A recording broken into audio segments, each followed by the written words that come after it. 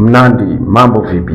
Umemsikia Chuma Chakavu, mchambuzi wa karanga, alichosema kuhusu goli la Chama? Anasema kwamba ule ni upumbavu na ni ujinga kusherekea goli ambaye halijaifanya Simba kuongeza alama 3 na kumshusha mtani.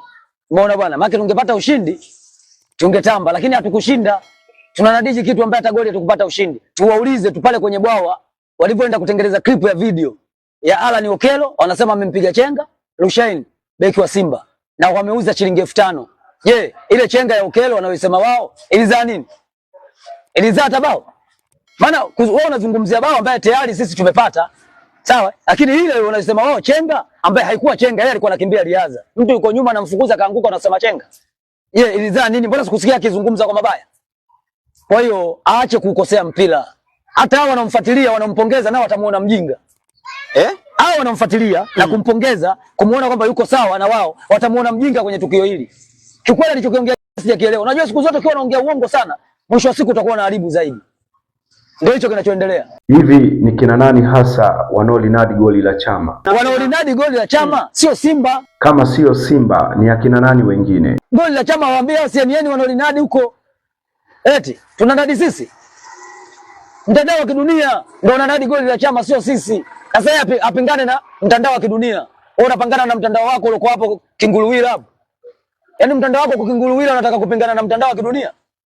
Eti wachambuzi ndo wale sasa wanaonadi goli hili. Yeye angeweza kulinadi? Wale ndo wachambuzi sasa wa mpira duniani. Huyu jamaa wa Tanzania wamtambue kama nani? Mchambuzi wa kikundi cha wauni hapa Tanzania.